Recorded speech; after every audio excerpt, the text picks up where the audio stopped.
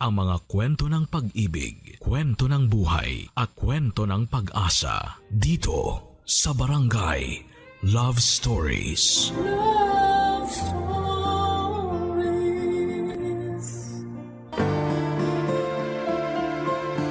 Habang tumatanda ka, mas natututo kang pahalagahan ang ating kaligayahan.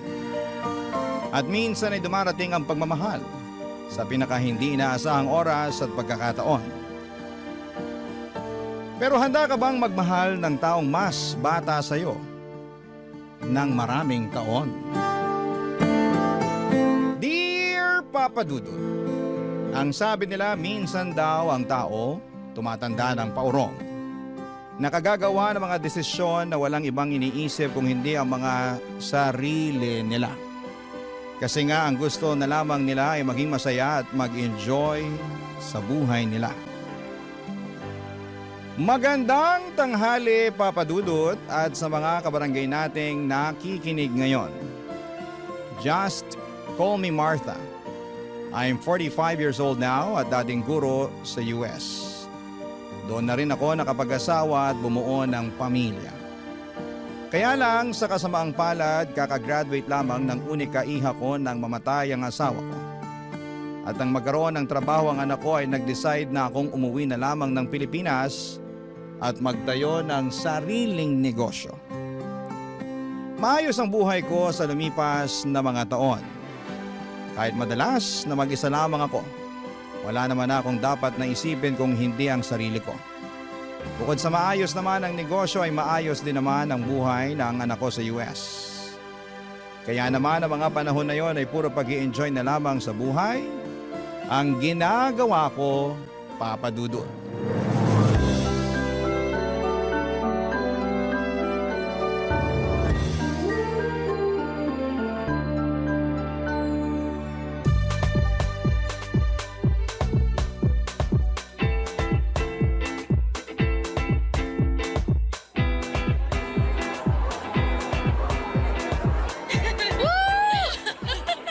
Sayaw pa tayo, Mars! Mars! Pahinga muna tayo. Ano? Ang sabi ko, magpahinga muna tayo kasi nangangawit na yung binti ko sa kakasayaw natin dito. Ay, ano ba naman yan, Mars?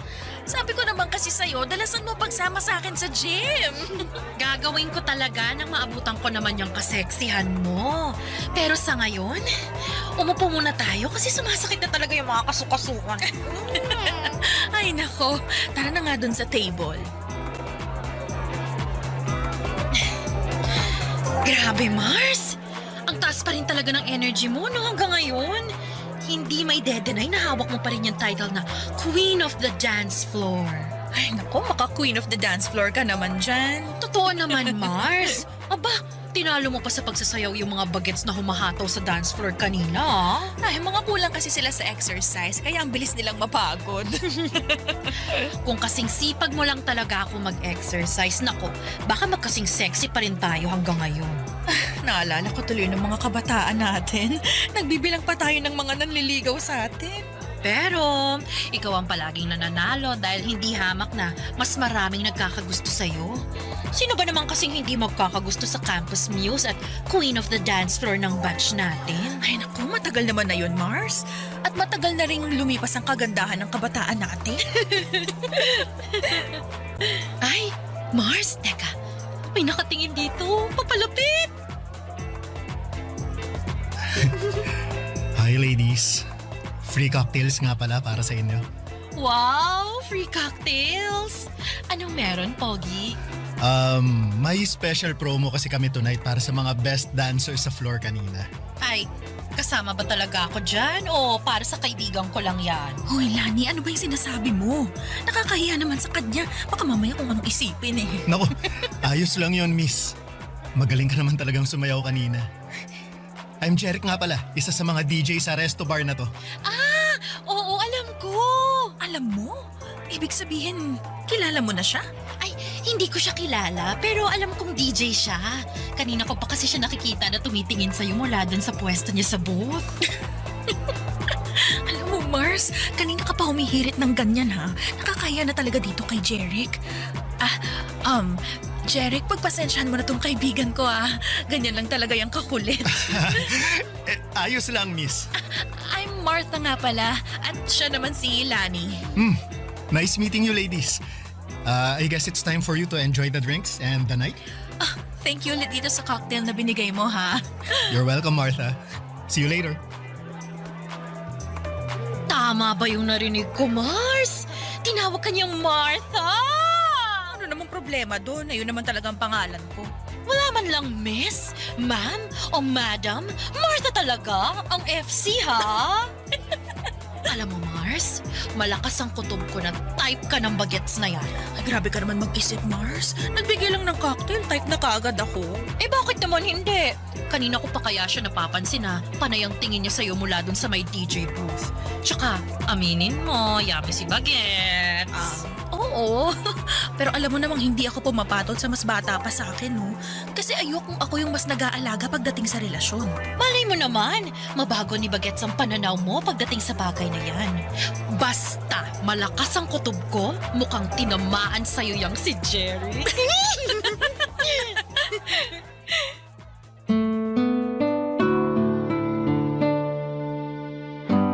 Papadudot, akala ko ay doon na matatapos ang pag-uusap namin ni Jeric dahil umuwi na rin kami noon ni Lani. Pero ang hindi ko inaasahan ay yung makatanggap ako ng tawag mula sa kanya kinabukasan. Kinuha niya raw ang number ko kay Lani nang magkita sila sa may labas ng restroom. Matagal din kaming nag-usap noon sa tawag at ang dami ko na agad nalaman tungkol sa kanya. Dahil may pagkamadaldal pala siyang tao. Nakwento niya na bunso pala siya sa 5 magkakapatid. Siya na lamang ang walang asawa dahil lahat ng mga kapatid niya ay may kanya-kanya ng pamilya. Madalas nang araw siyang tinutokso kapag may family gathering. Hinahanapan ng girlfriend o babaeng pakakasalan niya raw balang araw. Ang sabi ko naman, bata pa siya sa edad niya na 27 noon. Marami pa siyang makikilala, lalo na sa nature ng trabaho niya. Nang sumunod na mga araw ay pinagbigyan ko na rin si Jeric na magkita kami sa labas. Sa isang coffee shop kami nakita. At aaminin ko na lalo akong nagwapuhan sa kanya noong araw na yon. Noong nakita ko kasi siya sa club ay nakasuot siya ng maluwag na t-shirt. Pawis ang mukha at medyo magulo ang buhok niya. Pero nang araw na nagkita kami sa coffee shop nakasuot ng polo shirt, nakaayos ang buhok at walang bahid ng pawis ang mukha niya. Napaka-komportable ng pakiramdam ko noon, nakausap at kasama ko siya. Kaya naman muling nasundan ang mga pagkikita namin. Mas naging close pa kaming dalawa hanggang sa tumatambay na rin siya noon sa bahay ko para manood ng movie Papa Dudut.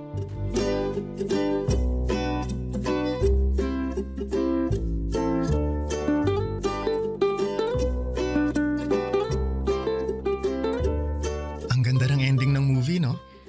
Nagandahan ka kahit parehong namatay yung bida?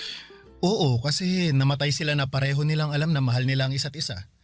Bihira na kaya ang ganun sa panahon ngayon? Naks, panahon ngayon parang ang tanda mo na. Totoo naman ang sinabi ko. Bihira na mangyari yung mamahalin mo ang isang tao hanggang kamatayan mo. Sa bagay, may punto ka naman. Iba na rin kasi talagang generation ngayon, ano? Karamihan sa mga tao, hindi na sineseryoso ang relasyon.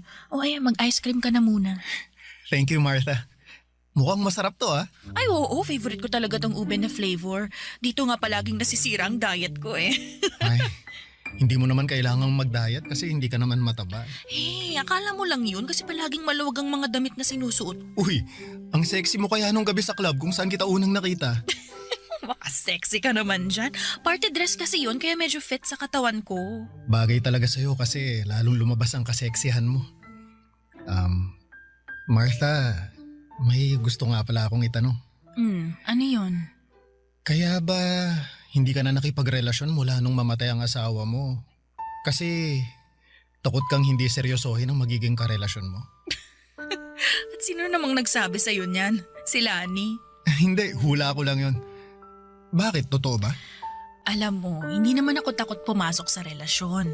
Siguro sabihin na nating sadyang masaya lang ako sa buhay na meron ako ngayon. Wala ka bang namimiss o hinahanap sa buhay na meron ka nung may asawa ka pa? Kaya naman ang ano. Gaya ng taong magpapasaya at magpapakilig sa'yo araw-araw. Minsan, kailangan din ng tao ng konting tamis sa buhay. Kung gusto ko ng tamis sa buhay, anytime pwede naman akong bumili ng ice cream na kagaya nitong hawak ko ngayon, ano? Hindi naman matamis na pagkain ang tinutukoy ko eh. Teka. Jeric! Bakit mo ko hinalikan? I'm sorry. Hindi ko napigilan ang sarili ko. Ayos lang. Wala namang problema para sa akin yung ginawa mo. Anong ibig mong sabihin? Okay lang na hinalikan kita? Oo, binata ka naman at matagal na akong byuda. Kaya wala akong nakikitang mali sa ginawa mo. Ibig sabihin, okay lang na halikan ulit kita? Hindi. Ha? Akala ko ba walang problema kasi pareho naman tayong single? Oo, pero ang ibig kong sabihin, mas okay kung ako ang hahalik sa'yo.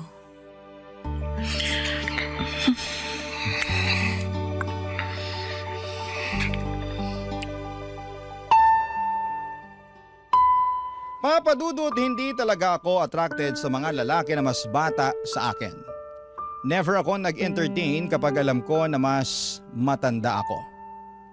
Ayoko kasi na ako ang nagdadala, pero iba ang charm ni Jeric.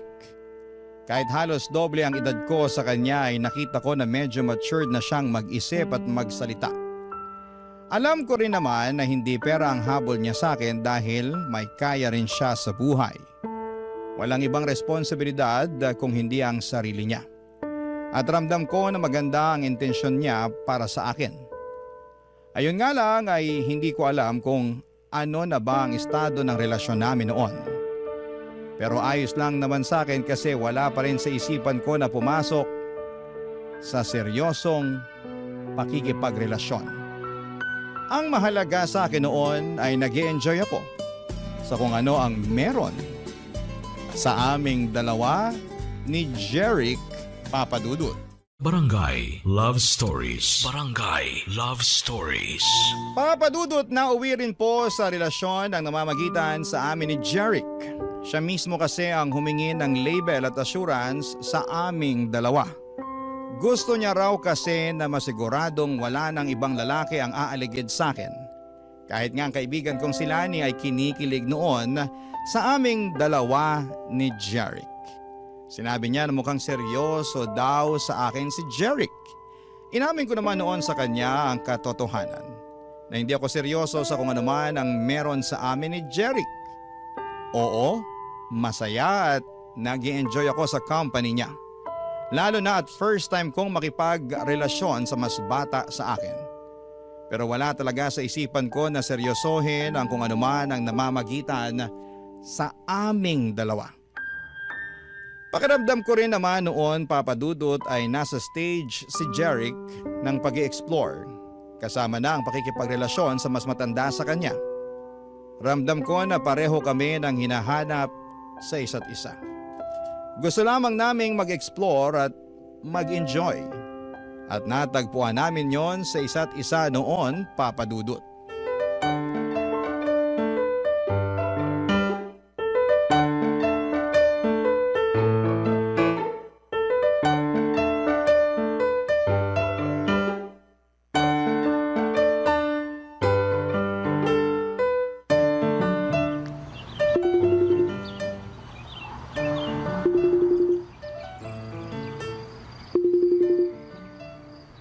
Mabuti naman at sinagot mong video call ko, Mars. Oh, bakit? Akala ko ba kasama mo si Jeric sa birthday celebration ng kabarkada niya ngayon?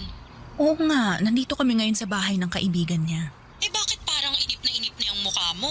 Tsaka, bakit parang nasa labas? Nandito ako sa may garden nila eh. Mag-isa ka lang dyan? Oo, sinabi ko kay Jeric na magpapahangin lang muna ako dito sa garden. Nilalamok na nga ako dito eh. Ano ba kasing naisip mo at pumunta ka mag-isa dyan sa garden? Mars, naiinip na ako sa loob ng bahay kasama yung mga kaibigan ni Jeric. Yung iba sa kanila, ang lakas magyosi. Tapos hindi pa ako makarelate sa pinag-uusapan nila. Ano ba kasi mga pinag-uusapan nila na hindi ka makarelate, Mars? Tungkol sa mga trending na video sa social media. Mga trending na sayaw at kanta. Tinuturuan pa nga nila ako ng dance step. Sabi ko masakit ang binti ko kaya sa susunod na lang. Dapat pinakitaan mo sila ng Martha dance step mo. Ay naku Mars, kung nakita mo lang sila kanina, iba ang mga trip nilang mga sayaw talaga. Hindi carry ng katawan ko. At saka alam mo ba, pati pala size at design ng bra at underwear pinag-uusapan na ng mga bagets ngayon. Ay, talaga ba?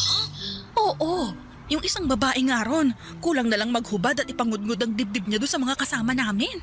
Grabe talaga mga kabataan ngayon, no? Ay naku, sinabi mo pa Mars. Akala ko liberated na ako sa lagay na to Iba pa rin pala talaga yung mga kabataan ngayon. Ay, oo. Ibang-iba talaga sila ngayon kumpara sa atin. Pero, maiba ako. Alam mo, pakiramdam ko, seryoso na yan si Jeric sa relasyon yung dalawa. Ha? Bakit mo naman nasabi yan? Kasi pinakilala ka talaga niya sa buong barkada niya. Hindi ba normal naman yun? Kung kasing edad natin siya, walang espesyal dun sa ginawa niya. Pero dahil malayo ang agwat ng edad natin sa kanya, gusto niya na ipakita sa'yo at sa barkada niya na proud siya sa relasyon yung dalawa. Babe! Ay, Mars, nandito na pala si Jeric. Tawagan na lang ulit kita mamaya, ha? Ay, sige. Mamaya na lang natin ituloy ang chikahan natin. Bye! Eto, iced tea oh. Thank you, babe. Bakit pala hindi ka na bumalik sa loob? Honestly, medyo naiinip kasi ako Hindi ako makasabay sa pinag-uusapan ng mga kaibigan mo. Ganun ba? Sobrang excited pa naman sila na makabanding ka. Lalo na si Paula, yung nagtuturo ng dance step sa'yo kanina. Hindi ko rin naman kasi masabayan yung dance step na tinuturo niya. Alam mo naman ako, hindi ako ganun sumayaw. Oo, alam ko. Sorry, binida ko kasi na magaling kang sumayaw pero iba nga lang sa mga trip nila. Ayos lang. Pasensya na rin kung hindi ako makasabay sa trip ng mga barkada mo, ha? Pero hindi mo naman kailangang pilitin na sumabay sa kanila Gusto mo ba umalis na lang tayo? Ha? Okay lang ba sa'yo? Oo naman. Ayoko na sayangin mo yung oras mo dito nang dahil sa akin, lalo na kung hindi ka naman pala nag-e-enjoy. Mabuti pa, manood na lang tayo ng sine. Maaga pa naman kaya siguro may mapipili pa tayo ng magandang movie. Sige. Mas gusto ko nga yung idea mo na yan, babe. Sige, ako na lang ang taya ngayon sa movie ticket at popcorn natin. Uy, teka, anong ikaw? Ako ang taya kasi ako ang nagyaya na lumabas tayo ngayon Kaya tara, magpaalam muna tayo sa mga kaibigan ko bago tayo umalis. Papadudot yun ang unang pagkakataon na nakilala ko ang mga kaibigan ni Jeric. Ayoko pa nga sanang sumama kaya lang ay napilitan na rin ako nang medyo magdrama siya sa akin. 3 buwan na rin kasi ang relasyon namin noon at matagal na niya akong kinukulit na gusto na niya akong ipakilala sa mga kaibigan niya. Palagi raw kasi niyang kinagkwento sa kanila at sobrang curious na sila na makilala ko. Kaya naman nang magpa-party ang best friend niya para sa birthday nito ay pumayag na akong sumama para makilala ito at iba pang mga kaibigan ni Jeric. Sa totoo lang, isa sa mga dahilan kung bakit ayaw ko makipagrelasyon sa mas bata sa akin ay yung mga bagay na kinasanayan nila. Mga party, alak, vape at kung ano-ano pa. Kahit na ilang taon akong tumira sa US ay hindi ako kasing liberated na mga ibang kabataan ngayon. At yung mga kaedad ni Jeric. Hindi rin ako makarelate sa mga pinag-uusapan nila na trending sa social media dahil hindi ako madalas na mag-internet talaga papadudot. Bagay na nararamdaman ko ang pagkakaiba.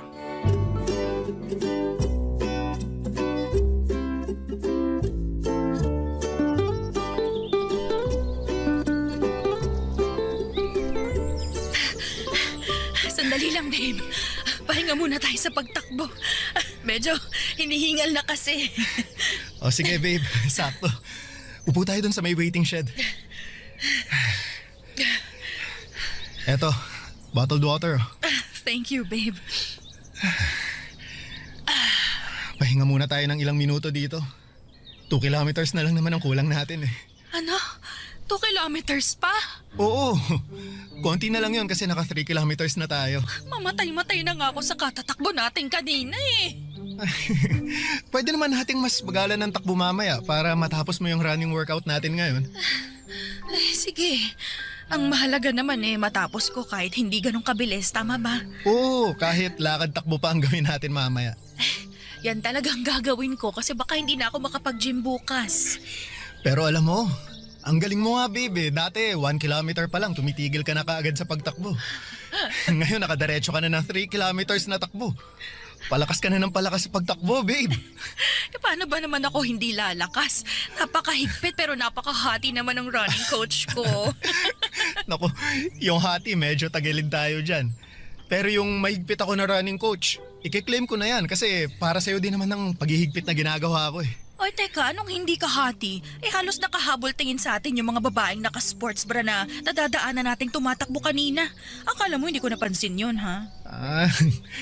Nabilisan lang sila sa pagtakbo natin kaya sila napalingon. Ikaw talaga kung ano na naman yung iniisip mo. Babe, di ba nabanggit mo na mahilig ding mag-jogging si Trish? Palagi nga niya akong sinesenda ng picture niya sa mga fun run na sinasalihan niya sa US. Madalas din siya nagkikwento tungkol sa personal record na nahihit niya sa pagtakbo niya. At natutuwa talaga ako kapag yun ang topic namin dahil alam ko na pinaghirapan niya yun. Nakakatuwa naman at yun ang madalas niyang ikwento sa'yo. Naku, oo. Kaya nga nakahiligan ko rin ang pagtakbo dahil sa kanya. Ngayon lang talaga ako mas sinisipag. Bakit mo nga pala natanong? Wala lang. Iniisip ko lang kung ano kaya ang pwede naming pag-usapan na alam kong pareho kaming makaka-relate sa topic. Anong ibig mong sabihin na topic na pag-uusapan yun ng anak ko?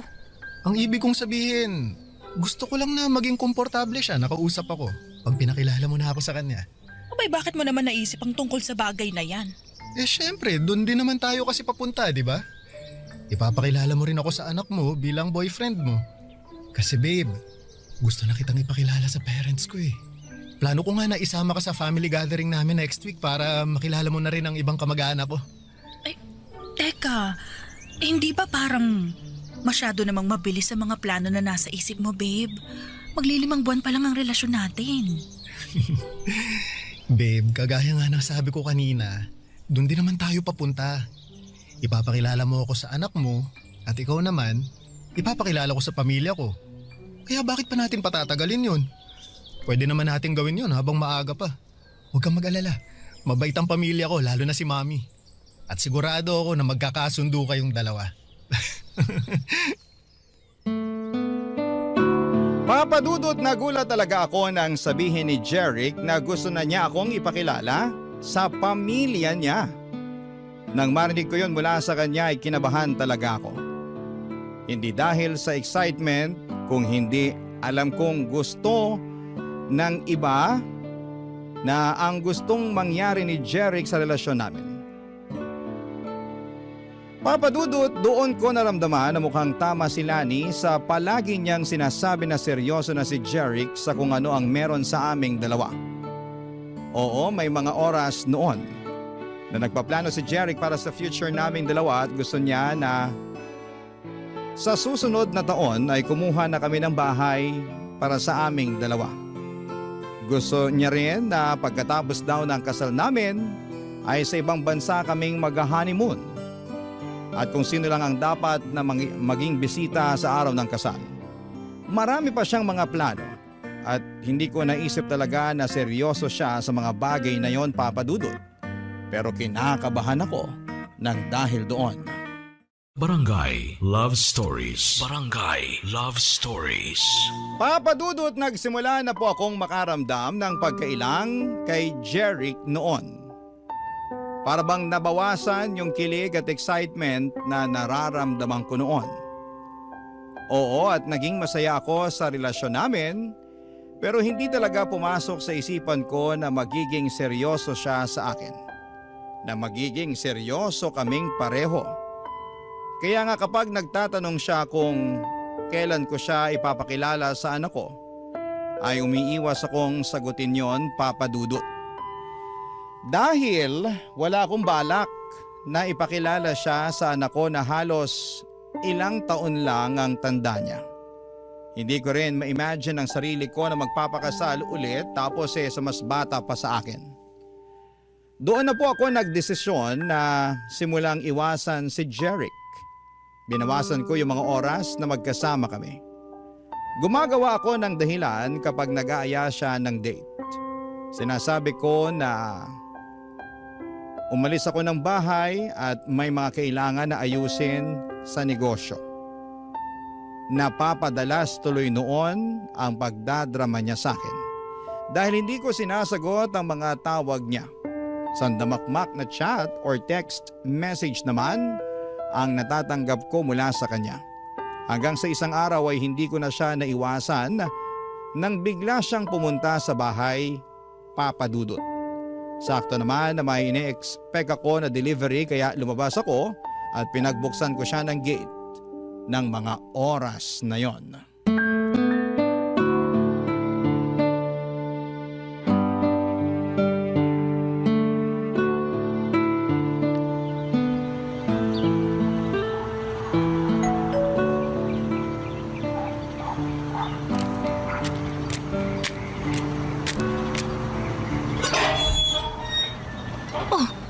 Jeric, ikaw pala yung nag-doorbell.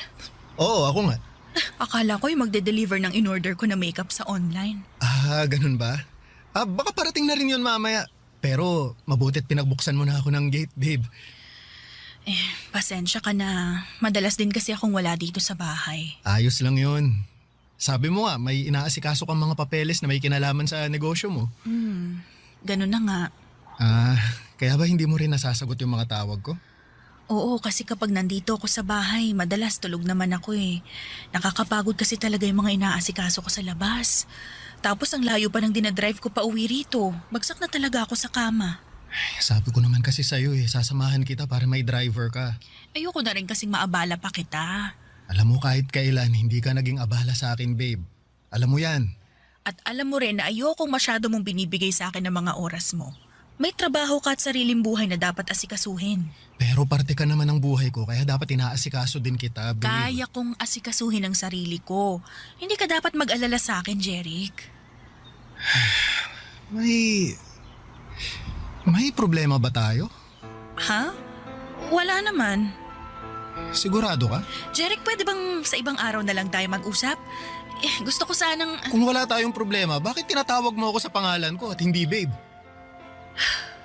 Pwede bang sa ibang araw na lang natin pag-usapan to? Teka nga. Jeric! Iniiwasan mo ba ako? Please, gusto ko sana muna magpahinga. Gusto ko lang namang malaman kung ano bang dahilan ng pag-iwas mo sa akin, babe. Kung may nagawa ba akong hindi mo nagustuhan, pwede mo naman kasi akong kausapin eh. Ano? Kaysa... Gusto mo ba talagang malaman, Jeric? Gusto ko ng space. Space? Bakit? Anong nagawa kong mali para humingi ka ng space sa akin? Wala, okay? Wala kang nagawang kahit anong pagkakamali. Gusto ko lang huminga muna. Yung makakakilos ng hindi ko kailangan ipaalam sa'yo yung bawat galaw ko. Babe, kung nasasakal ka lang pala sa ginagawa ko, pwede naman akong mag-adjust. Hindi mo naman kailangan sagutin palagi lahat ng mga chat o tawag ko sa'yo eh. O kung gusto mo, babawasan ko rin ang mga pag-chat o tawag ko. Babe, hindi mo kailangan humingi ng space sa akin. Hindi mo ba talaga nakukuha yung point ko, Jeric? Gusto ko lang namang maintindihan mo na pwede naman nating ayusin to nang hindi tayo lumalayo sa isa't isa eh.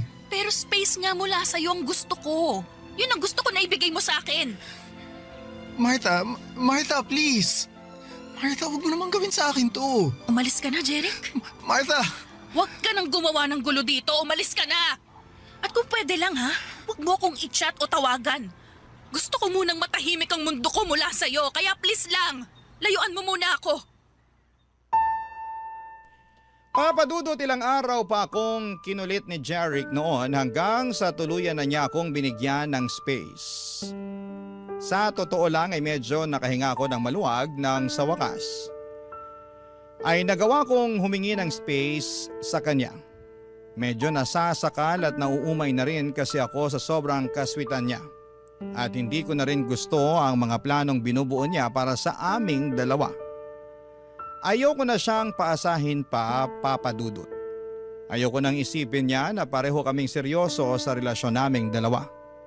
Hindi ko naman kasi talaga alam na aabot sa puntong gusto niya akong pakasalan sa hinaharap. Nabanggit niya pa nga noon na kung hindi ko na raw siya mabibigyan ng anak, ay pwede naman daw kaming mag-ampon at sigurado daw siya na magiging mabuti pa rin kaming mga magulang. Yung mga plano niya na yon ay wala sa mga plano ko para sa sarili ko. Kaya bago pa mas lumalim ang nararamdaman niya para sa akin ay tinapos ko na ang namamagitan sa aming dalawa, Papa Dudut.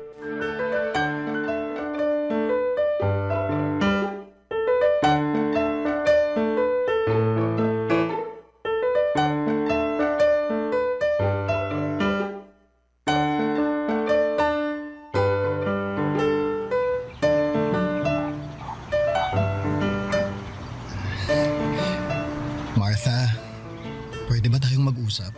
Mars, hintayin na lang kita sa parking para makapag-usap muna kayo ni Jerry. Sige, Mars. Tungkol saan pa bang gusto mong pag-usapan natin, ha, Jeric? Siyempre, Jeric, hindi pa ba malinaw sa'yo ang lahat? ang alin ba, Martha? Humingi ka lang naman ng space sa akin, di ba? At binigay ko yun sa'yo. Siguro naman oras na para ayusin na natin tong dalawa. Wala na nga tayong dapat ayusin. Hindi mo pa rin ba talaga nakikita yon? Pero ano ba talagang nagawa kong mali, Martha? Bakit bigla na lang gusto mo nang tapusin ang relasyon nating dalawa? Dahil alam kong wala nang patutunguhan tong ginagawa natin. Itong relasyon natin. Paano walang patutunguhan? Martha, seryoso ako sa'yo. Alam mo yan. Mahal kita. Mahal na mahal. Hindi kita mahal. Anong sabi mo? I'm sorry, pero kailangan na nating tapusin ang lahat sa ating dalawa. Sorry kasi nakikipag-break ka na talaga sa akin? Sorry kasi hindi mo ako mahal? O sorry kasi kahit kailan hindi mo naman talaga ako minahal? Martha, minahal mo naman ako, di ba? Sabihin mo sa akin. Minahal mo ako, di ba? Baka naman pwede nating subukan na ayusin to. Promise, mas magiging maayos din akong boyfriend sa'yo. Susunod ako sa lahat na sasabihin mo. Ibibigay ko sa'yo lahat ang gusto mo. Martha, please. Nagmamakaawa ako sa'yo. Huwag mo naman gawin sa akin to. Jeric, I'm sorry talaga pero hindi ko na kayang ituloy pa yung relasyon nating dalawa. Ano bang kailangan kong gawin? Gusto mo bang lumuhod ako sa harap mo? Eto! Gagawin ko para lang balikan mo ako! Ito! Jeric, ano ba? Huwag kang lumuhod! Intindihin mo na lang sana yung desisyon ko. Ayoko na mas masaktan pa kita kaya ginagawa ko to. Mahal kita, Martha. Hindi ko kaya mawala ka sa akin. Hindi ko kaya. Please naman. Please ayusin naman muna natin to. Sorry, Jeric. Pero wala na talagang pwedeng ayusin sa ating dalawa. Sorry. Taalis na ako. Kailangan ko na rin umuwi. Martha, mahal kita. Mahal na mahal kita. Parang awa mo na. Huwag mo akong iwan, Martha. Martha!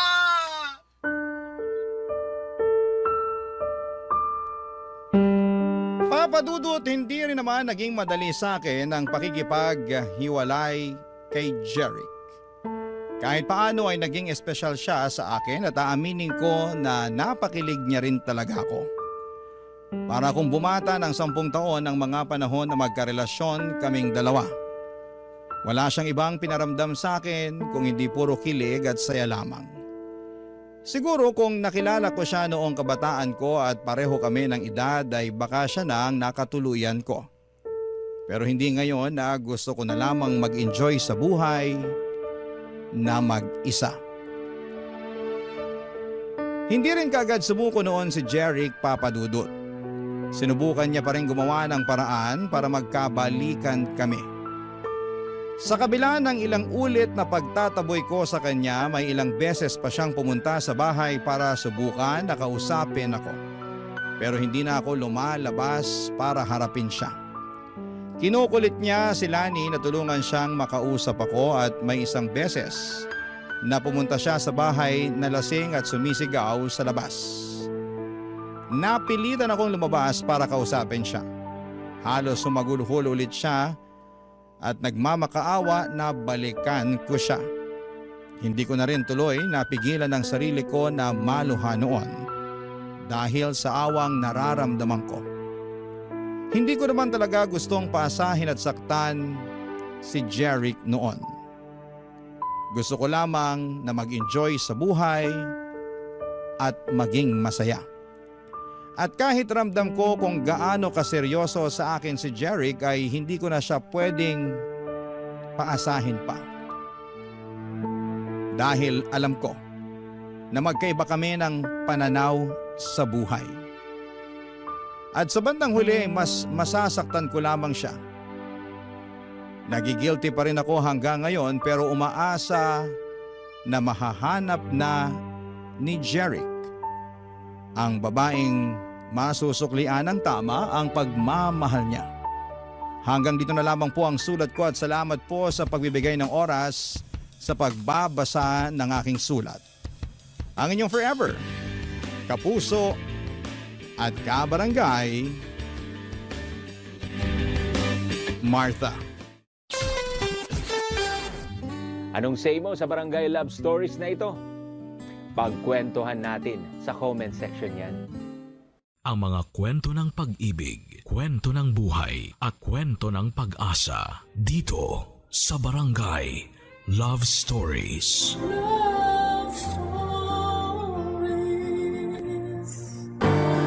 Ang pagkapit sa patalim upang kumita ng pera ay isang malupit at masakit na katotohanan na kinakaharap ng marami sa ating bansa. May mga tao na napipilitang gumawa ng mga bagay na labag sa kanilang prinsipyo para sa pera. Ikaw, kabarangay, ano ang kaya mong gawin at tiisin para lamang kumita ng pera? Dear Papa Dudut, magandang araw po sa inyo. Ako po si Jed at nais ko po sanang ibahagi ang kwento ng buhay ko.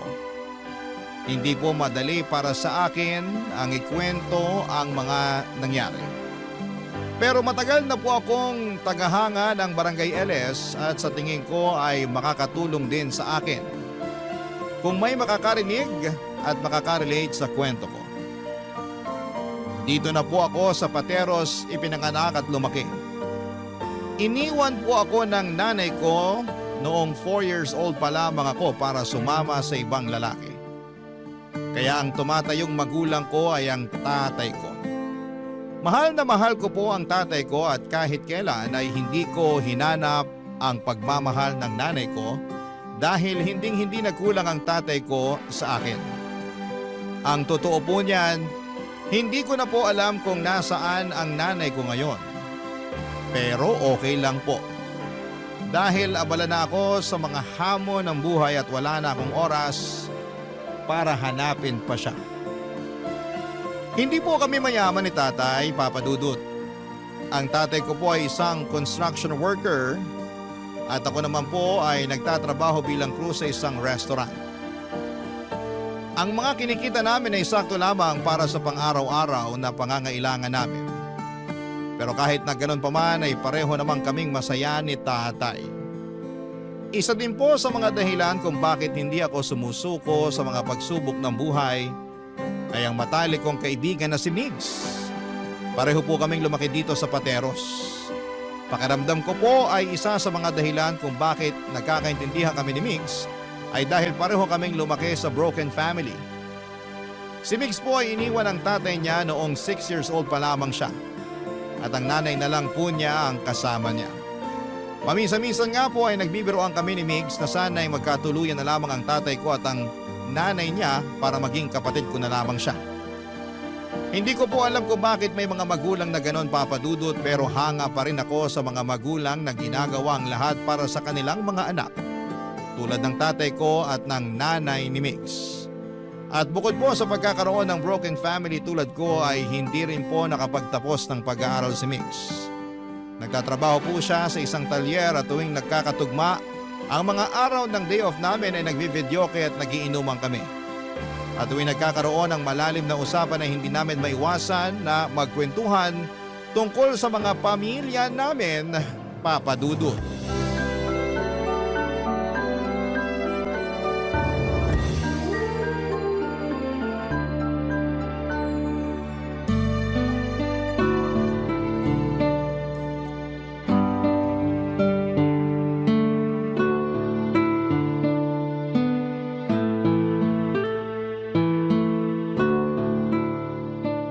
Pakisala nga sa video bro.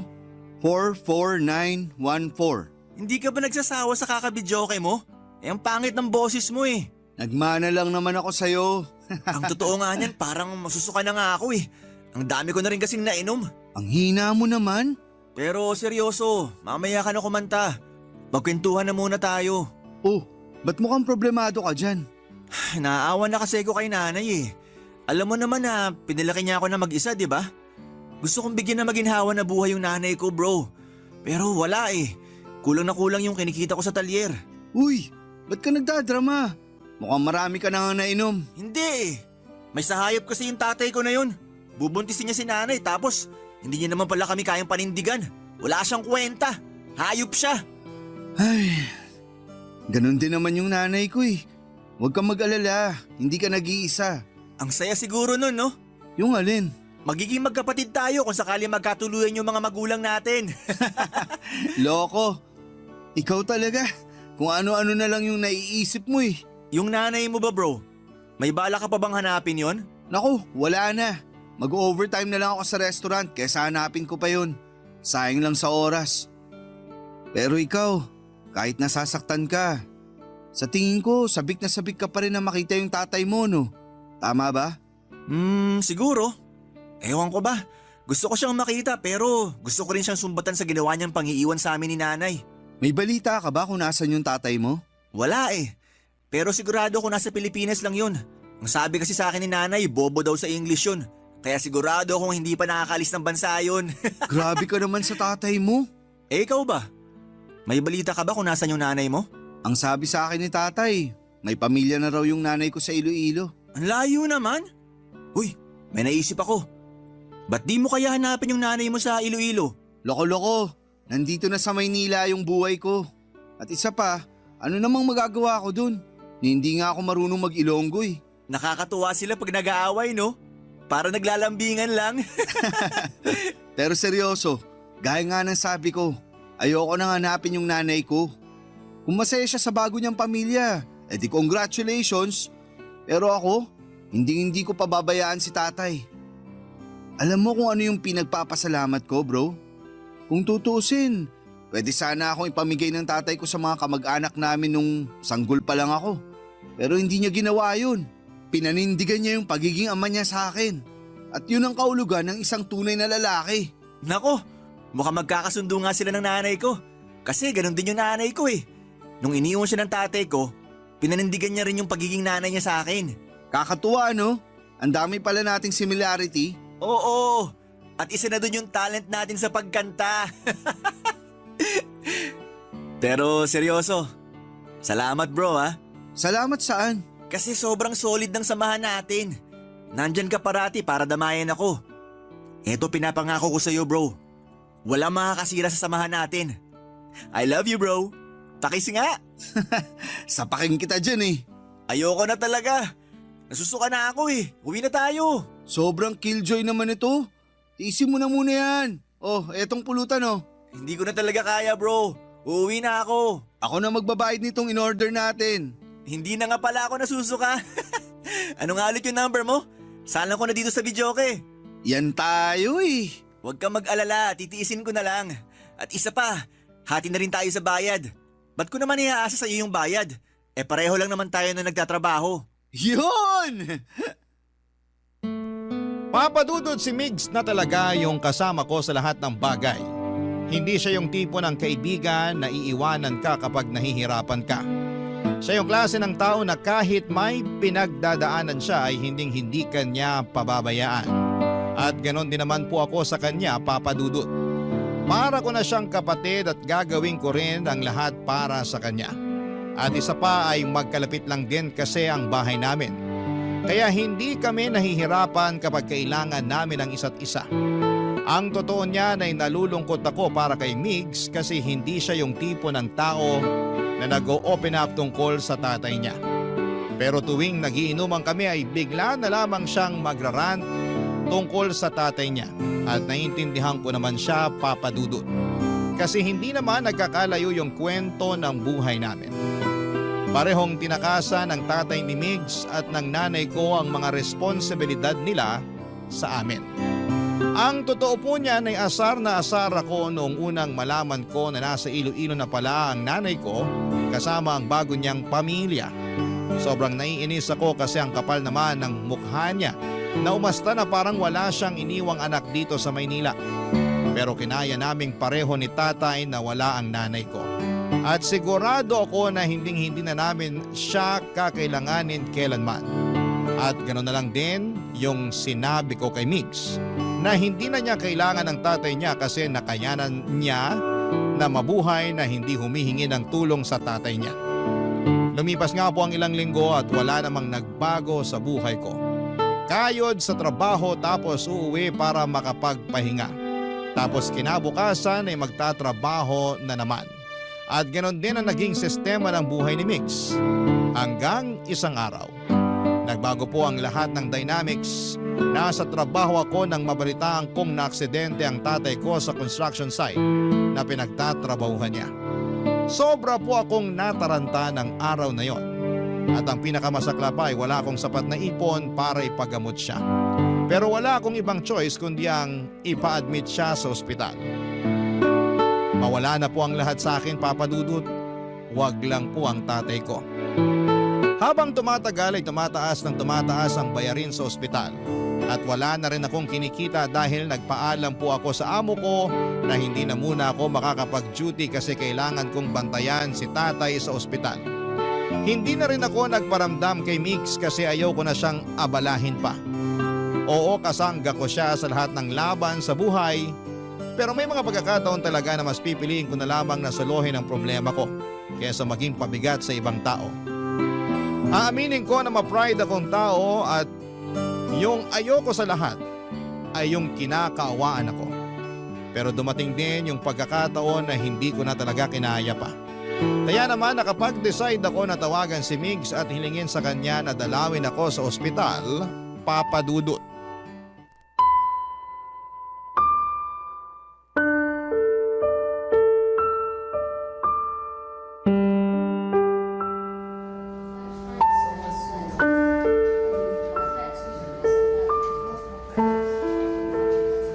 Bro, kumusta ka na? Dito na lang tayo sa labas mag-usap. Nagpapahinga pa kasi si tatay sa loob. Sige. Bro, may papakiusap sana ako sa'yo eh. Bakit? Ano yon? Pwede ba akong makairam ng pera sa'yo kahit konti lang? Pasensya ka na talaga ha. Pero walang-wala kasi ako ngayon eh. Pero promise, babayaran kita kapag nakabalik na ako sa trabaho. Mabuti na nga lang at napakiusapan ko pa yung boss ko na huwag akong tanggalin sa trabaho habang nandito pa ako sa ospital. Sana wag mong masamain tong sasabihin ko sa'yo ha, pero hanapin mo na lang kaya yung nanay mo sa Facebook. Tapos humingi ka na rin kaya ng tulong sa kanya. Matagal na kaming kinalimutan ni Nanay, Migs. Kung ayaw mo akong pairamin, di ba alin na lang? Gagawan ko na lang ng paraan to. Uy, ito naman. Tampo agad. Kung ayaw mo lapitan yung nanay mo, hindi naman kita pipilitin eh. Suggestion lang yun bro, okay? Suggestion lang. At isa pa, naiintindihan kita kasi ganun din naman ako eh. Kung sakali man na mangyari sa nanay ko yung nangyari sa tatay mo eh, hindi rin ako hihingi ng tulong dun sa tatay ko, no? Asensya ka na kung napagtaasan pa kita ng boses. Sorry, hindi ko na talaga alam kung anong gagawin ko eh. Pambihira ka naman kasi. Ba't di ka tumawag ka agad sa akin? Kung hindi pa ako sinabihan ng kapitbahay natin, hindi ko pa malalaman na naaksidente na pala yung tatay mo. Kilala mo naman ako eh. Yung ayoko sa lahat, yung kinakaawaan ako. Pero wala na talaga akong choice kasi tumataas na yung bill ni tatay dito sa ospital. O yan, 10,000 yan. Sa'yo na yan. Seryoso ka? Ang laking pera nito ah. Ibibili ko sana ng mga bagong damit at sapatos yan. Pero di bali na lang, sa'yo na yan. Sige na, tanggapin mo na. Bro, salamat talaga. Pero hindi, babayaran kita. Hulugan ko to. Ang tigas naman ng ulo mo eh. Sinabi nang sa'yo na yan. Alam mo naman na parang kapatid na yung turing ko sa'yo, di ba? The best ka talaga. Hindi ko alam kung anong ginawa ko para magkaroon ng kaibigan na tulad mo. Huwag ka na magdrama dyan. Baka maiyak lang ako sa'yo. Nga pala, saan ka naman nakakuha ng ganito kalaking pera? Nag-overtime ka ba sa talyer? Nako, alam mo naman na barya-barya lang yung kinikita ko sa talyer eh. So saan ka nakakuha ng ganito kalaking halaga? May sideline ka? Baka pwede mo naman akong i-refer oh. Gusto mo ba talagang malaman kung saan ko nakuha yung ganyan kalaking pera? Oo, Halika dito, lumapit ka sa akin. Ibubulong ko sa'yo.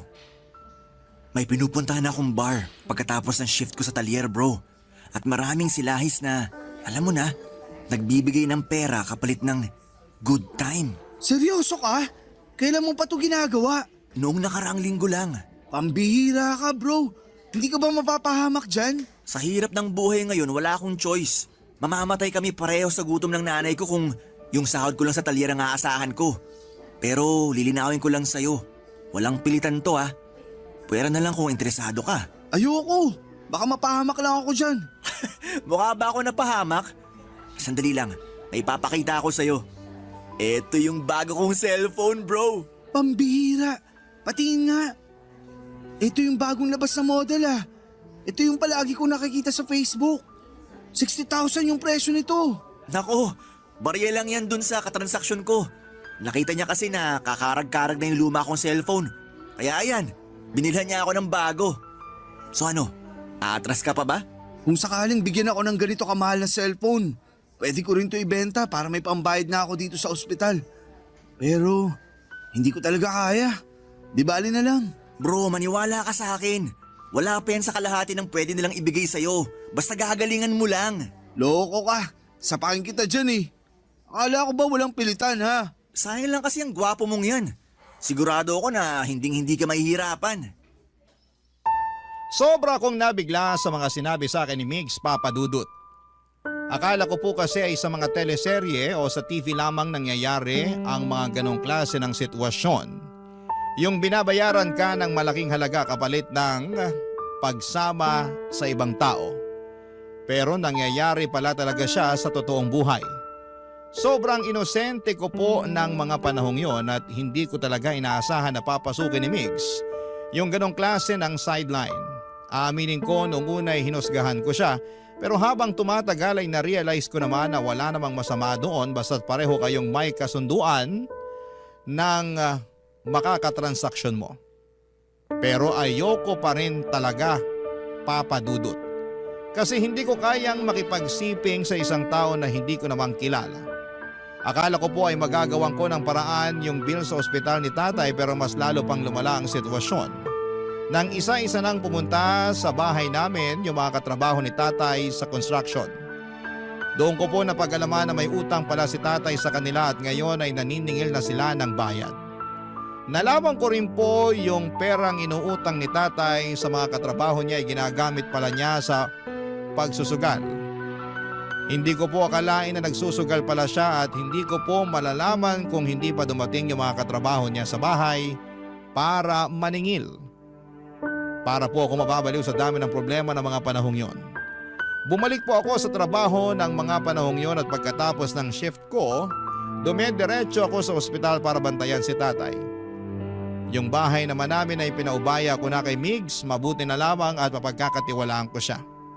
Pero kahit na anong kayod ko ay kulang na kulang pa rin ang sahod ko para pambayad sa ospital at para bayaran ang mga pinagkakautangan ni tatay. Sa totoo lang, parang gusto ko nang sumbatan si tatay kasi sobrang bigat na mga problema ang iniwanan sa akin. Pero hindi ko siya magawang sumbatan kasi hindi naman po siya nagkulang sa akin bilang ama. Medyo naiintindihan ko rin po kung bakit siya nagsugal ng palihim. Kami po kasing mga mahihirap ay araw-araw kami naghahanap ng paraan para makaahon sa buhay. At kahit na anong kayod namin ay parang hindi pa rin namin maabot yung buhay na gusto naming maranasan. Kaya minsan yung iba sa amin, umaasa na lamang sa swerte o sa sugal. Barangay Love Stories. Barangay Love Stories. Dumating ang araw na kinailangan ko talagang lunukin ang pride ko, Papa Dudut. Nag-Facebook ako at nag-message sa nanay ko na ngayon ay nakatira na sa Iloilo.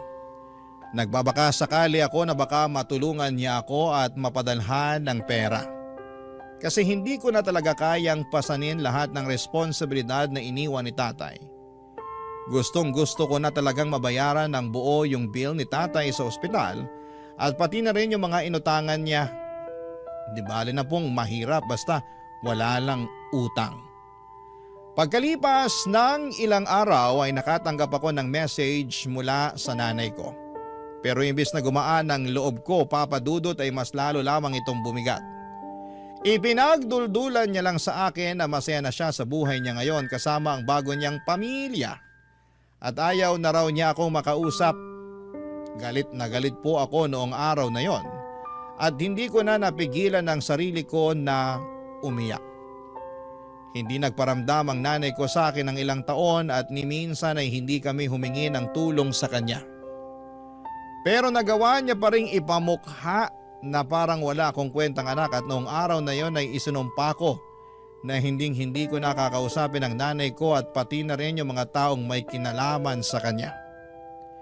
At noong araw na yon ay doon ko na napag-isipan na siguro ay eto na yung senyales ko para tanggapin ang inaalok ni Migs.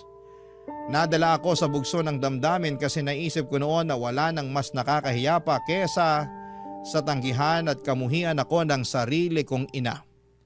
Kaya naman nilubos-lubos ko na yung pagluno ko ng pride ko, Papa Dudut. Pumunta po ako sa bahay ni Migs at doon ko na ikinuwento sa kanya ang desisyon ko na tanggapin ang alok niya. Dito ko na naisip na baka eto na rin ang sagot sa lahat ng problema ko, Papa Dudut.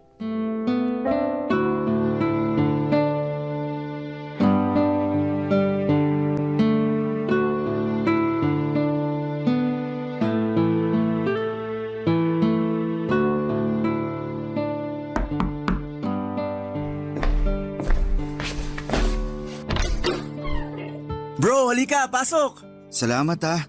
Pasensya na kung biglaan. Ano ka ba? Goods lang kasi yung nanay ko namamalengke. Kaya solong-solo natin tong bahay ngayon. Nga pala, kumusta na yung tatay mo? Okay na ba siya? Ayun, nasa ospital pa rin. Pero nagpapagaling na. Mabuti naman kung ganon. Pero bro, mas lalo lang ako ng problema ngayon eh.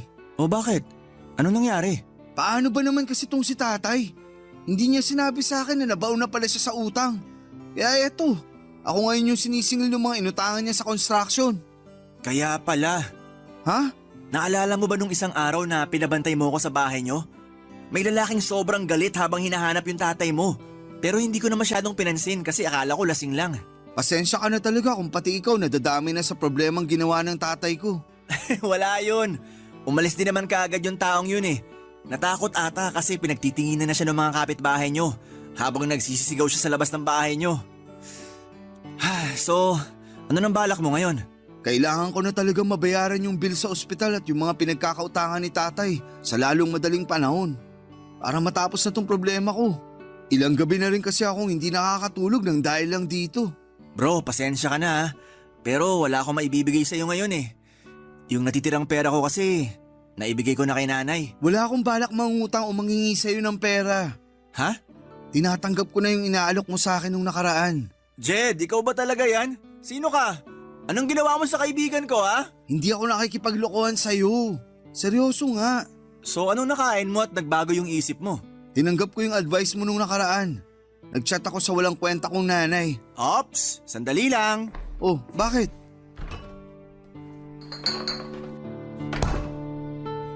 Oh, eto, 1 litro ng beer. Binili ko yan nung isang araw. Pambihira. Ba't may beer ka? Iniinom ko yan tuwing tinatalakan ako dito sa bahay. Puro kakalokohan. Hindi ka na talaga nagbago. O eto, shot ka muna. Salamat. Sarap. Sige lang, magkwento ka lang dyan. Ayun na nga. Ipinamukha niya lang sa akin na may bago na siyang pamilya at ayaw niya na raw ako makausap. Ibang klase din talaga. Alam mo yung nanay mo, tatay ko? Wala silang pinagkaiba eh. Ang dapat sa mga yan, binabalatan ng buhay. Hayaan mo na lang. Wala din namang mangyayari kung iisipin pa natin sila. Huy, saglit. Balik tayo. Seryoso ka? Tinatanggap mo na yung inaalok ko sa'yo nung nakaraan? Oo, bakit? Ayaw mo ba? Hindi naman sa ganon. Nakakapanibago lang kasi. Kilala kita, sobrang taas kaya ng pride mo. Hindi ikaw yung tipo ng tao na basta-basta na lang babawiin yung mga salitang nabitawan mo na. Hindi mababayaran ng pride na yan ang bayarin ko sa ospital at yung mga inutangan ng tatay ko. At isa pa, harap-harapan yung pinagduduldulan ng nanay ko sa akin na wala akong kwentang anak. May masasakit pa ba dun? Lugmok na nga yung pride ko.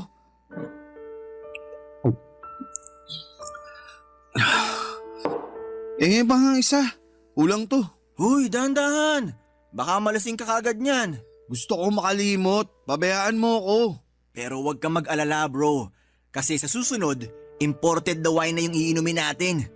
Konting lambing ko lang dun, magbibigay na kaagad yun. Ganun kadali? Wala ka bang bilib sa akin? Alam mo ikaw, dapat bawas-bawasan mo na yung pagkamahiyain mo. Kung gusto mo makuha ang lahat ng gusto mo, dapat kapalan mo na yung mukha mo. Dapat sagarin mo na. Ano ulit yung sasagarin? Sira! Pero siguraduhin mo na hindi ako mapapahamak dyan ha. Ngayon ka pa ba panghihinaan ng loob? Ano ka ba? Ako bahala sa'yo. Ituturo ko sa'yo lahat ng kailangan mong malaman.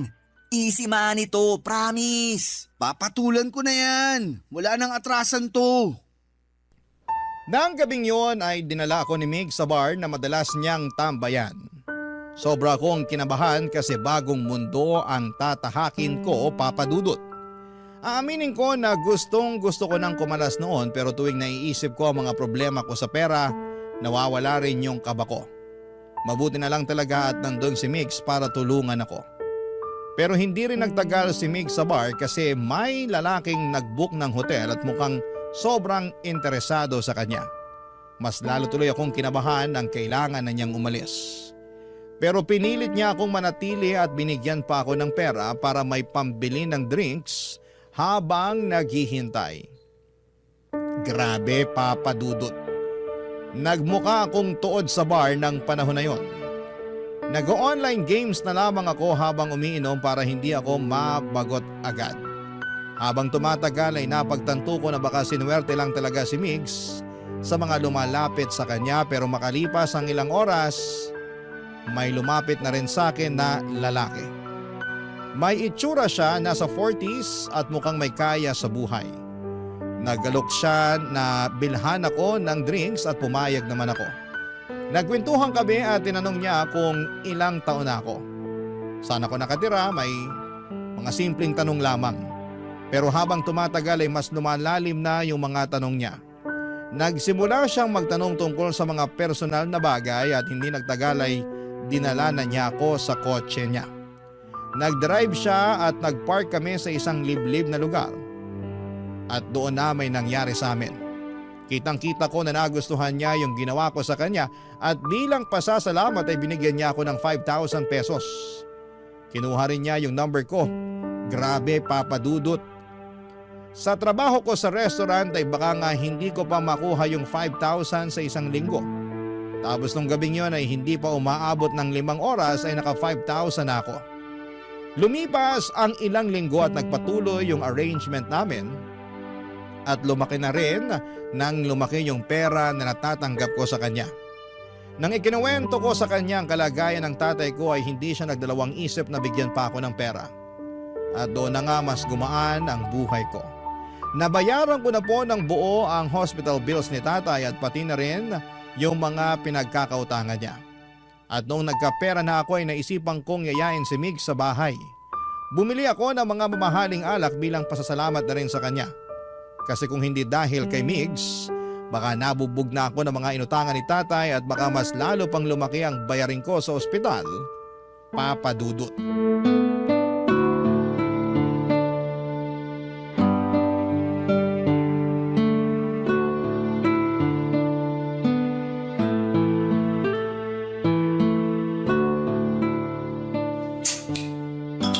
Aba, mukhang big time ka na ngayon ah. Siyempre naman. Alam mo bro, masaya ako para sa'yo kasi hindi ka na namumroblema ngayon. Tinan mo nga yung mukha mo, di hamak na mas maaliwalas na, di tulad doon nakaraan. Salamat talaga ha. Kung hindi dahil sa'yo bro, baka tuluyan na ako napatay ng mga pinagkakautangan ni tatay. At kung hindi dahil sa'yo, malamang mas malaki na yung babayaran ko sa ospital ngayon. Maliit na bagay, basta ikaw. So ngayong wala ka ng problema, anong balak mo? Itutuloy mo pa rin ba yung ginagawa mo o titigil ka na? Anong titigil? Saglit lang, may papakita ako sa'yo. Kukunin ko lang. Ano yan? Eto, may bago na akong cellphone bro. Uy, hanip! Patingin nga! Astig! Pareho na tayo ng cellphone! Inggit na inggit kasi ako dun sa cellphone mo eh. Kaya yan, nagpabili na rin ako. Gaya-gaya ka talaga. Sana nagpabili ka na lang ng motor. Okay na ako dito sa cellphone. Mukhang namimihasa ka na talaga.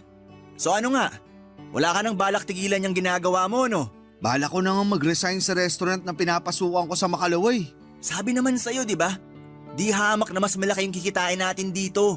Ang sabihin mo, bad influence ka lang talaga. Hoy! Kung hindi dahil sa bad influence na to, malamang hanggang ngayon pinagtitiisan mo pa rin yung cellphone mong mumurahin. May point nga naman. Kamusta nga pala yung lalaking nagkagusto sa'yo? Mayaman ba? Mayaman bro, legit. At ang gara nung kotse niya. Tapos hindi siya umaayaw tuwing nangihingi ako ng pera. Sana pala ako na lang yung nakabingwit dyan. Kasi yung nagkagusto sa akin mukhang nauubusan na ng pera eh. Paano ba naman? Nung humingi ako ng pera nung nakaraan, 1,000 lang yung binigay sa akin. Hayaan mo na. Parang dagat lang yan. Minsan high tide, minsan low tide. Expert na expert ah. Sa susunod, ako na to magpapaturo sa'yo kung paano makabingwit ng big time. Sira. Pero seryoso, sa tingin ko, okay na ako sa ganitong klaseng buhay. Kasi mabait naman yung nagkagusto sa akin eh. Tapos, ayaw niya yung nakikipagtalik ako sa iba. Ayos yun, di ba? Para safe daw. Buti ka pa nga. Kasi yung sa akin kung sino-sino na lang yung pinapatulan eh. Halatang uhaw na uhaw. Mabuti na lang talaga at palagi ako nag-iingat. Ay, nga pala bro, baka pwede mo naman akong i-refer dyan sa kakilala mo. Swerte-swerte mo naman. Hindi mo na kailangan maghanap ng iba para lang magkapera. Malabong mangyari yan. Patay na patay kasi sa akin yun eh. Yabang neto. Ano ba itsura nung nabingwit mo ha? Baka nakita ko na yan sa bar dati. Palaging nakasalamin, may balbas, palaging nagsusuot ng may kwelyo, tapos naka-black na pants at sapatos. Ha? Sino kaya yan? Wala ako nakikitang ganyan sa bar. Di na ako magtataka kasi nung tinanong ko siya kung palagi siyang tumatambay sa bar, ang sabi niya first time niya lang daw sa bar na yun. Kapag sinaswerte ka nga naman oh, first time mo din sa bar na yun nung gabing yun. Pero nakabingwit ka kagad ng mayamang paninindigan ka. Kung swerte ako, swerte ka rin. Kasi kung anong meron ako, meron ka rin. Solid tayo, di ba? Solid forever bro. Basta kapag yumaman ka na, wag mo akong kakalimutan ha. Bro, nung mga panahong walang-wala ako, nung mga panahong nalulungkot ako sa pagkawala ni nanay, at nung mga panahong lugmok na lugmok ako sa problema, ikaw yung laging nandyan para sa akin. Siyempre, hindi kita makakalimutan. Thank you bro, love you. Nga pala, bago ko makalimutan, may binili nga pala ako para sa'yo. Ano na naman yan? Eto, bumili nga pala ako ng mamahaling casing para sa cellphone natin. 2 yan, isa sa'yo at isa sa akin. Uy, mukhang mamahalin nga. Thank you bro, the best ka talaga. Sandali lang, meron pa nga akong ano dito eh. O ayan, power bank. Para din sa akin to? Hindi, gusto ko lang ipagyabang. Joke lang, sa'yo talaga yan. Nak, sa sensado. At tuluyan na nga akong nilamon ang sistema ng panahong yon, Papa Dudut. Aaminin ko na naging bulag ako sa mga bagay na nakamit ko. At sa mga pagkakataong yon ay parang nakalimutan ko na ang mga prinsipyo ko. Nasilaw ako sa lahat ng natamo ko, sa pera at sa mga material na bagay. Pero sa kabila ng lahat ng yon ay nagpapasalamat pa rin ako kay Migs. Kung hindi dahil sa kanya ay baka hindi ko pa nabayaran ang mga utang ni tatay at baka mas lalo pang lumaki ang problema ko sa buhay. Lumipas nga ang ilang linggo at nagpatuloy ang pakikipagkita at transaksyon ko sa lalaking nagbibigay sa akin ng pera. Akala ko noon ay ganito lang pala kadali ang buhay. Kung iahalin tulad ninyo po sa online game, para ko nakahanap ng cheat code o hack na nagpapadali ng lahat. Pero isang gabi habang may nangyayari sa amin sa kotse niya at inaabot niya sa akin ng pera ay may napansin ako sa wallet niya. Sa isang sulyap ay nakita ko ang isang larawan ng pamilya. May kasama siyang babae at bata at bigla akong kinabahan at naramdaman ko yung bigat ng konsensya ko. Hindi ko po inaasahan na sa mga oras na ito habang tinatanggap ko ang pera at pinagpapatuloy ang mga bagay na hindi ko akalaing darating sa buhay ko ay may nasisira na pala akong pamilya.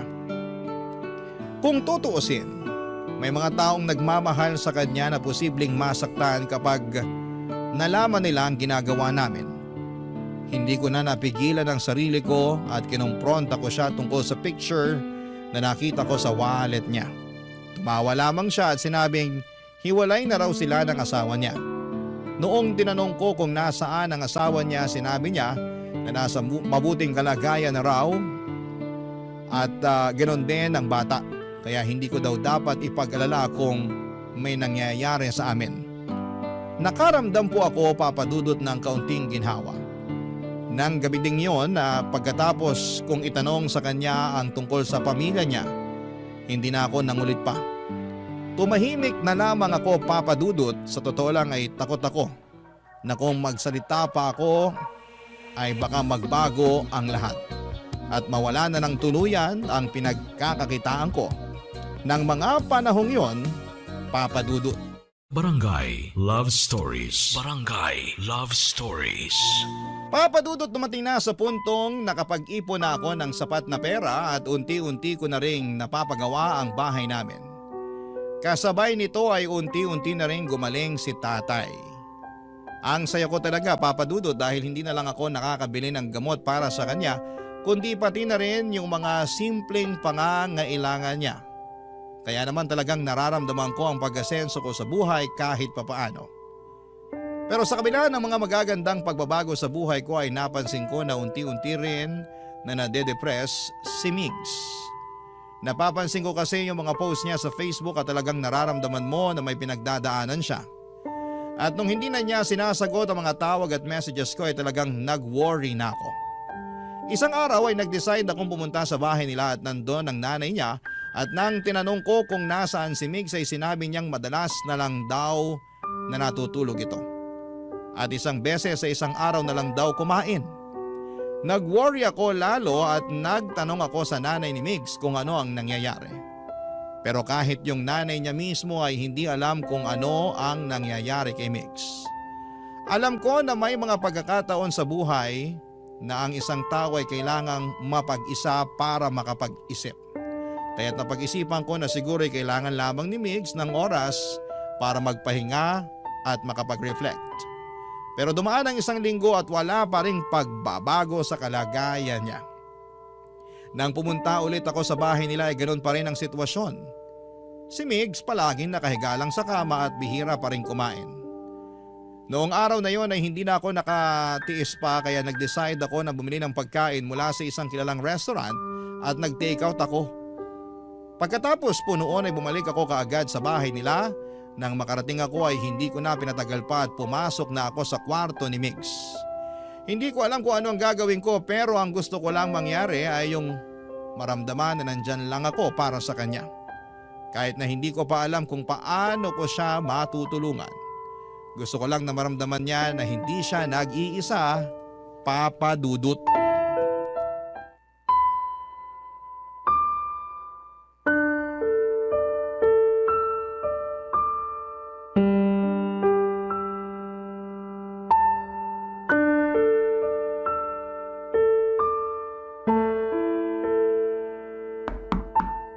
Bukas yan. Bro, may dala akong pagkain. Bumili ako ng lechon manok. Alam kong paborito mo yan. Oh, eto. Ilalapag ko na dito sa mesa ha. Sige na, kumain ka na. Wala akong gana. Ano ba kasing nangyayari sa'yo ha? Nung nakaraang linggo pa ako chat ng chat at tawag ng tawag sa'yo pero ni minsan, hindi mo ako sinagot. Pati yung nanay mo wala na rin alam sa mga nangyayari sa'yo. Pabayaan mo na muna ako. Gusto ko mapag-isa. Bro, alam mo naman na nandito lang ako parati para sa'yo, di ba? Sige na, kung ano man yung bigat na dinadala mo, sabihin mo na sa akin. Makikinig ako. Ano bang hindi mo maintindihan sa gusto ko mapag-isa ha? Ang kulit mo rin eh. Sige, sumigaw ka pa. Huwag mo hayaan na lamunin ka ng depression mo. Ilabas mo yan. Gusto mo talagang malaman yung problema ko ha? Galit na galit ako sa tatay ko. Nag-message ako sa kanya sa Facebook nung nakaraang linggo at tinawagan niya ako.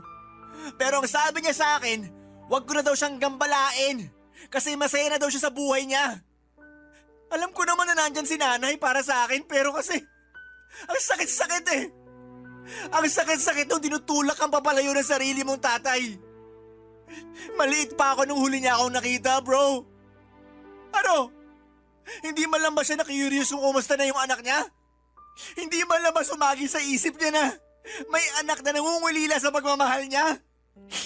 Bro, Tana. Naiintindihan kita kasi pinagdaanan ko rin yan sa nanay ko. Pero kinaya naman natin na wala sila, di ba? Yun na nga eh. Wala silang ambag sa mga buhay natin. Pero bakit nangungulila pa rin ako sa pagmamahal ng isang ama? Kung alam ko lang na masasaktan ako ng ganito, sana pala, hindi na lang ako nag-message sa kanya sa Facebook. Eh, ikaw naman kasi. Dapat simulat sa pool pa lang, nilabas mo na yung kinikim-kim mong sama ng loob sa tatay mo para hindi ka na nasasaktan ng ganito. Puwisit naman kasi nabuhay to eh. Ang kapal din naman ang mukha niya para ipamukha sa akin na wala akong kwentang anak. Eh kung tutuusin, siya tong walang kwentang tatay. Gusto mo, ipabarang natin yung tatay mo?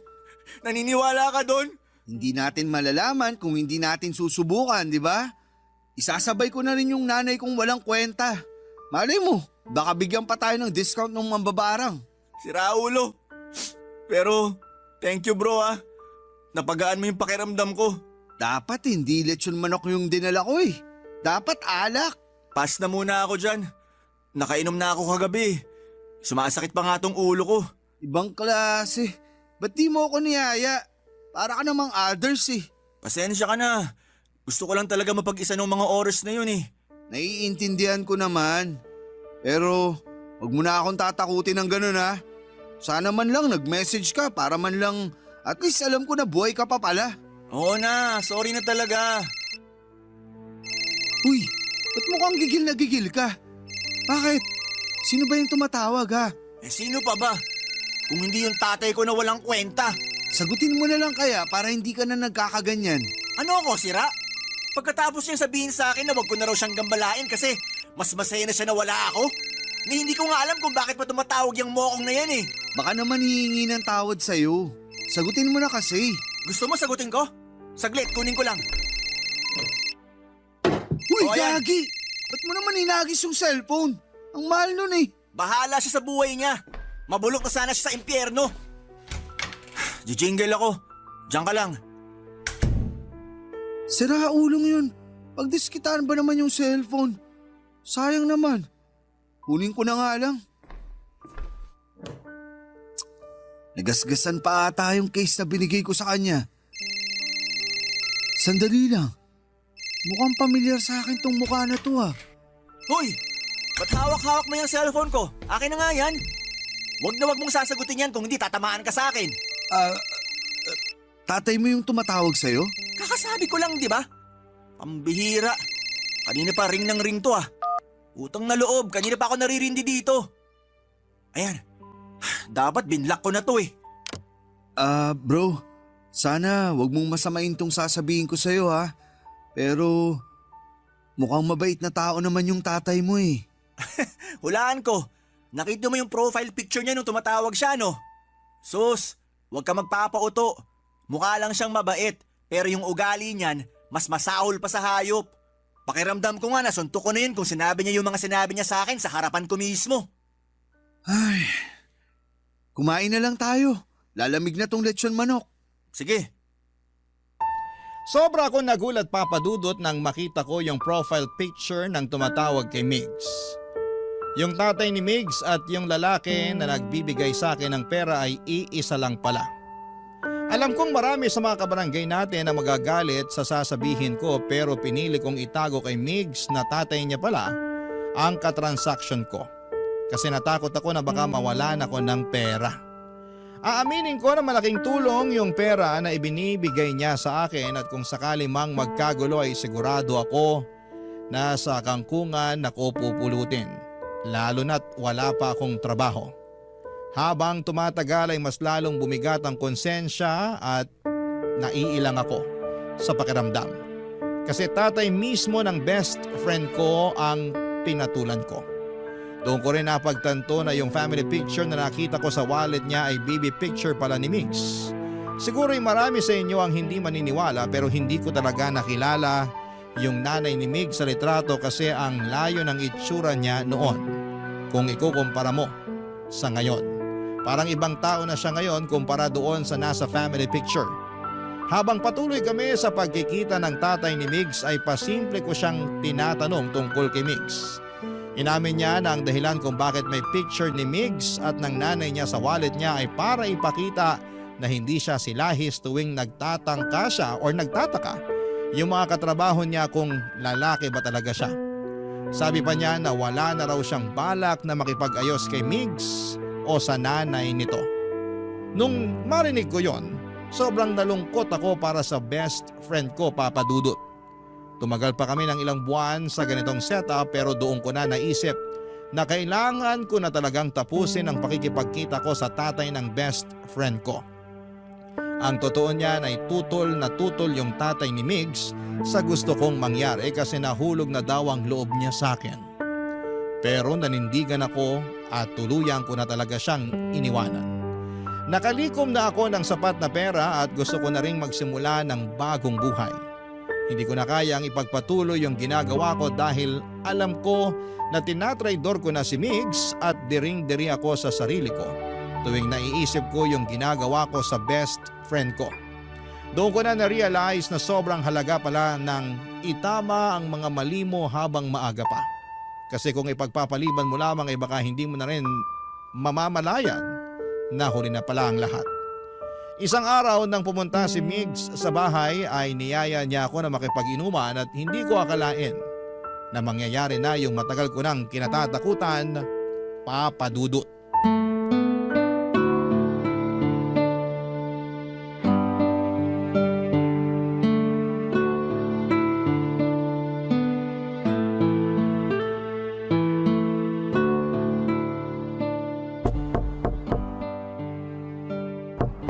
Andyan na! Sandali lang!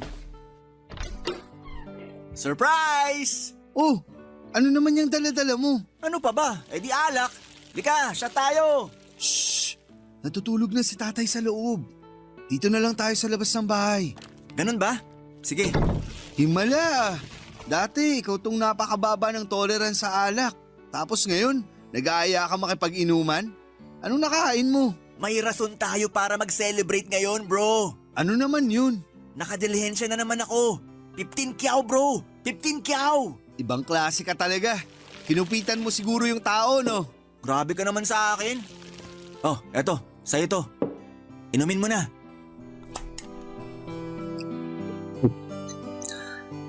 Salamat. Nga pala, kamusta yung sideline natin? Ang totoo nga niyan, titigil na ako. Maghanap na ako ng matinong trabaho bukas. Ha? Bakit? Sayang naman. Mukhang mapera pa naman yung nagkagusto sa'yo. Ayoko na, bro. Kung tutusin, yung mga utang ni tatay at pampa-ospital niya lang naman yung dahilan kung bakit ko pinasok ang ganitong klaseng trabaho. Pero ngayon na wala na akong problema, siguro oras na para magbagong buhay ako. Naks! Linis-linisan na. Kung sa ganon, sa akin na lang yung sugar papa mo. May picture ka ba nun? Pakita mo naman sa akin para malaman ko kung mandidiri ako o hindi. Ano? Wag na, hayaan mo na yun. Damot talaga nito. Uminom ka na lang. Sarap! Uy, hindi mo ba sasagutin yan? Hindi na. Nga pala, nag-resign na ako sa talyer. Oh? Ba't mo naman ginawa yun? Hindi din naman kasi malaki yung kinikita ko dun eh. Tas isa pa, ang sungit-sungit ng boss namin dun. Ba't ako magtitiis kung may choice naman ako, di ba? Ang hirap kasi dito sa atin. Istorbo naman oh. Sino ba kasi to? Patingin nga. Huy, akin na yan. Sandali lang. Tatay ko to ah. Ba't kausap mo yung tatay ko ah? Bro, magpapaliwanag ako. Yung tatay ko ba yung nagbibigay ng pera sa'yo ha? Magsalita ka! Kung hindi babasakin ko tong cellphone mo! Oo, pero tinapos ko na yung ugnayan ko sa kanya. Bro, maniwala ka. Hindi ko alam na tatay mo na pala yung katransaksyon ko. Ito ko lang nalaman nung pumunta ako sa bahay mo. Matagal mo na palang alam pero nilihim mo pa rin sa akin to. Ang lakas din ng loob mo, bro. Pinagkatiwalaan kita. Tinrato kita ng parang kapatid. Tapos ganito yung gagawin mo sa akin. Kaya ako nga tinatama yung mga pagkakamali ko, di ba? Sana wag mo naman akong husgahan. Bro, di ba solid tayo? Intindihin mo naman sana ako. Oh, ayan na cellphone mo. Aalis na ako. Kung magtatagal pa ako dito, baka mapatay lang kita. Mix, sandali lang. Ako na nga tinatapos yung ugnayan sa tatay mo, di ba? Kasi unti-unti na ako nilalamon ng konsensya ko. Lalong-lalo na nung nalaman ko na anak ka pala niya. Kinuwento ko ang lahat-lahat sa'yo. Kung paano niya ako tinaboy. Tapos tatraidorin mo lang pala ako. Anong klaseng kaibigan ka, ha? Kinailangan ko lang ng pera. Sino ba sa atin yung hindi nangangailangan ng pera, ha? Kaya nga natin pinasok tong mundo na to eh. Kasi salat na salat tayo sa buhay. Pero yung hindi ko matanggap-tanggap ay yung paano mo nagawang tiisin yung pakikipagsiping sa tatay ko. Habang nagpapanggap ka na wala kang alam sa harapan mismo ng sarili niyang anak. Mix, simula pagkabata pa lang, magkaibigan na tayo. Kilala mo ako. Alam mo mismo sa sarili mo na hindi ako ganitong klaseng tao. Huli na ang lahat. Kung sinabi mo sa akin na mas maaga to, siguro napatawad pa kita. Pero hindi eh. Nagpakasaya ka sa piling ng sarili kong tatay. Napakaahas mong kaibigan. Kunwari ka pa nag-aalala ka sa akin. Pag-usapan naman natin ng maayos to. Ayaw mo talaga akong layuan, ha? Layuan mo ako! Kung hindi, mas malala pa dyan ang aabutin mo sa akin! Papadudot, ang dami ko pong tinamong galos noong araw na yon. Pati yung tatay ko ay nag-alala sa akin. Pero nagsinungaling ako at sinabi ko sa kanya na napagtripan lamang ako sa may kanto. Pero kahit na ang dami kong galos ay hindi ko pa rin makuhang magalit kay Migs kasi tama naman ang mga sinabi niya. Kasalanan ko rin kung bakit hindi ko siya sinabihan ng mas maaga tungkol sa mga nalaman ko. Sinubukan ko pong puntahan si Migs sa bahay nila pero hindi na niya ako kinausap. Ang nanay na lamang niya ang humaharap sa akin pero mukhang walang alam ang nanay ni Migs ng mga panahon na yon. At nakita ko rin na blinak ako ni Migs sa Facebook. Mukhang pinutol na nga talaga ni Migs ang ugnayan naming dalawa. Ang totoo po niya ay sobra akong nanghihinayang kasi para ko na siyang kapatid. At kung maibabalik ko lamang ang panahon, sana'y hindi ko na lamang ginawa yung mga nagawa ko. Madaling kitain ang pera. Pero ang pagmamahal ng isang tunay na kaibigan ay mahirap hanapin. Kaya sa mga kabarangay natin dyan, kung may mahal kayo sa buhay, wag na wag kayong magsasawang iparamdam sa kanila na importante sila sa inyo at wag na wag nyo silang paglilihiman kung ayaw ninyong mangyari sa inyo yung nangyari sa akin. Sa ngayon po, Papadudot, ay nakahanap na ako ng trabaho bilang clerk sa isang kilalang convenience store at wala na rin akong balita kay Mix. Pero tuwing napapadaan ako sa bahay nila ay napapansin ko na palaging walang tao doon. Ang totoo niyan ay sobra akong na-curious kung ano nga ba ang kalagayan ni Migs at ng nanay niya pero mukhang hindi ko na talaga makukuha ang sagot sa mga katanungan kong yon.